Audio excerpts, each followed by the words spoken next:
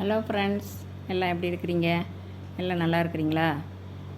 நம்ம இன்றைக்கி பார்க்க போகிற பதிவு என்னென்னா, நிலைவாசல் பூஜையும் குலதெய்வ பூஜையும் பற்றி தான் நம்ம பார்க்க போகிறோம். இது ஏன் பண்ணணும் என்ன அப்படிங்கிறத நான் சொல்கிறேன். வாங்க வீடியோக்குள்ளே போவோம். நான் எப்பவும் போல் சித்ரா பௌர்ணமிக்கு காலையில் 4 மணிக்கெலாம் எழுந்திரிச்சு ஃப்ரெஷ்ஷப் ஆகிட்டு நிலைவாசலை வந்து எப்போவுமே நம்ம ஒரு நல்ல காரியம் பண்ணுறோம் அப்படின்னா நிலைவாசலை வந்து நீட்டாக வச்சுக்கணும், சுத்தமாக வச்சுக்கணும். அதை நம்ம சுத்தப்படுத்திட்டு தான் மற்ற நம்ம பூஜை அறைக்கே நம்ம போகணும். நான் எப்போவுமே நிலைவாசலை நீட்டாக வச்சுக்குவேன். அதுக்கு வெள்ளி செவ்வாய்க்கு நான் பூஜை பண்ணுவேன் எப்போவுமே. அதே போல் தான் சித்ரா பௌர்ணமிக்கும் நிலைவாசலை நல்லா தொடச்சிட்டு வாசனை திரவியங்கள்லாம் போட்டு நல்லா தொடச்சிட்டு அதுக்கு நல்லா மஞ்சள் குங்குமம் வச்சுட்டு இன்றைக்கி என்ன கோலம் நிலைவாசலில் போடலாம் அப்படின்னு யோசித்தேன்.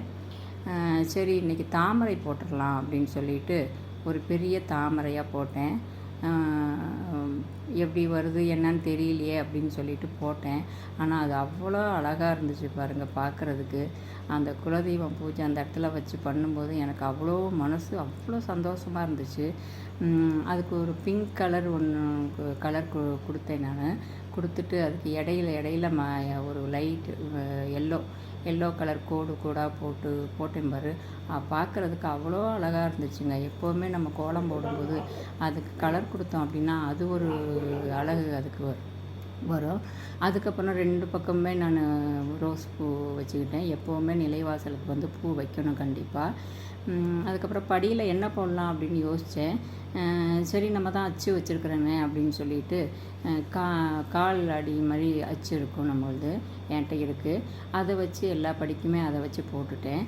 சென்டரில் அதுக்கு மஞ்சள் குங்குமம் வச்சுக்கிட்டேன். பார்க்குறதுக்கு அவ்வளோ அழகாக இருந்துச்சுங்க. ரொம்ப மனசு நிறைவாக இருந்துச்சு. வெள்ளி செவ்வாய்க்கு இதை பண்ணுங்க, நீங்கள் கண்டிப்பாக பண்ணுங்கள். இது ஏன் பண்ணணும் அப்படின்னா நம்ம நினச்சது நிறைவேறும், மனசு சந்தோஷமாக இருக்கும், சுபிக்ஷமாக இருக்கும் வீடு. அதனால் இதை கண்டிப்பாக பண்ணுங்கள். அதுக்கப்புறம் உருளி என்கிட்ட இருக்குது. அந்த முக்காலிக்கு நான் மஞ்சள் குங்குமம் வச்சுக்கிட்டு உருளியில் தண்ணி ஊற்றி அதுக்கு ரோஸு இதழ்களை போட்டுட்டு செவந்தியை பூ வச்சுட்டு தான் அதுக்கப்புறம் நான் விளக்கேற்றுவேன். அதுக்கப்புறம் நான் குலதெய்வம் பூஜை பண்ணலாம் அப்படின்னு சொல்லிட்டு உள்ளுக்கு இருந்து குலதெய்வத்தை நிலைவாசலுக்கு அழைச்சிக்கிட்டு வந்தேன். இதில் என்ன இதில் இருக்குது அப்படின்னா இது ஒரு மண் சட்டி தான்.